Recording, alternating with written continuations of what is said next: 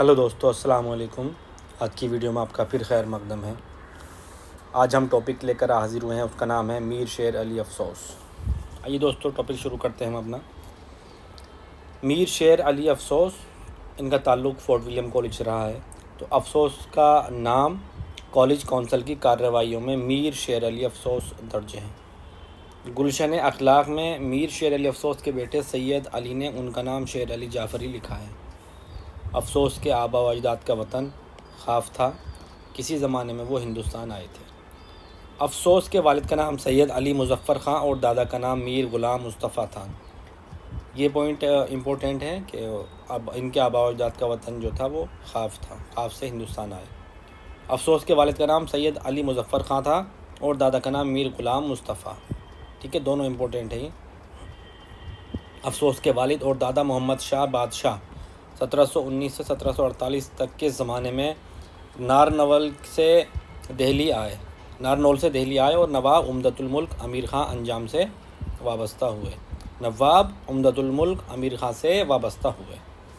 جب نواب عمدۃ الملک امیر خان انجام کا انہی کے نوکر نے 26 دسمبر 1746 عیسوی میں قتل کیا تو افسوس کے والد 12 برس تک گوشہ نشین رہے۔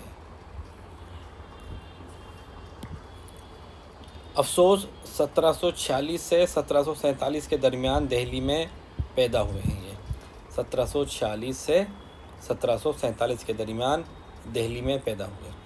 ابتدائی تعلیم دہلی ہی میں حاصل کی۔ افسوس 1763 عیسوی میں لکھنؤ آئے اور پھر حیدرآباد گئے۔ افسوس 1775 عیسوی سے لے کر 1783 عیسوی تک نواب سالار جنگ کے بڑے بیٹے مرزا نوازش علی خان کے مصاحب رہے۔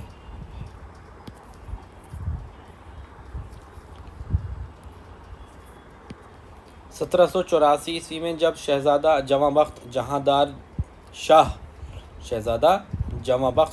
شاہ لکھنؤ آیا تو اسے افسوس کا کلام بہت پسند آیا۔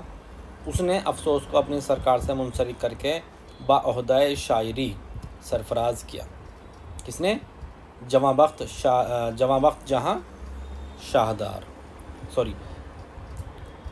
شہزادہ جواں بخت جہاں دار شاہ 1784 عیسوی میں افسوس جواں بخت کے ملازم ہوئے اور 1786 عیسوی میں افسوس جواں بخت کے ہمراہ بنارس چلے گئے۔ 1786 عیسوی میں 1801 عیسوی کے بعد افسوس کی فخر الدین احمد خان عرف مرزا جعفر ابن محسن الزمان خان کے ذریعے سرکار دولت مدار تک رسائی ہوئی۔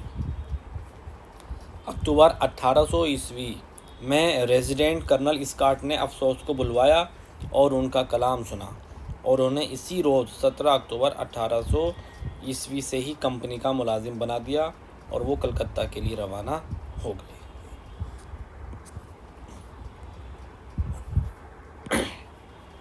افسوس شعبہ ہندوستانی میں مترجم کے عہدے پر فائز تھے۔ ان کا مشاہرہ 200 روپیے تھا۔ افسوس جو تھے وہ ایز اے ٹرانسلیٹر ہندوستانی شعبہ جو تھا اس میں ایز اے ٹرانسلیٹر کام کرتے تھے اور ان کا مشاہرہ 200 روپیے تھا۔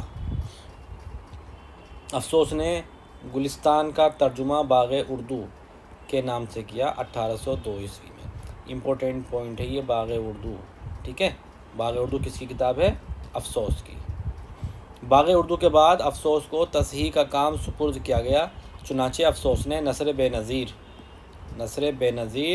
1803، قصہ گلبکاولی، مذہب عشق 1803، مادھونل طوطا کہانی، ٹھیک ہے، مادھونل طوطا کہانی، قصہ حاتم طائی جو کہ آرائش محفل کے نام سے جانا جاتا ہے، اور 4 درویش باغ و بہار کو درست کیا۔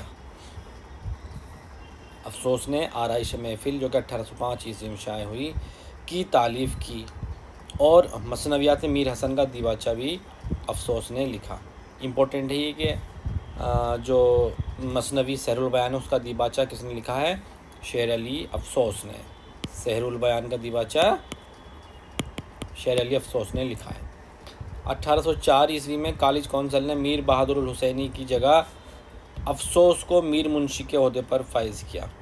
میر شیر علی افسوس کا انتقال 19 دسمبر 1809 عیسوی کو کلکتہ میں ہی ہوا۔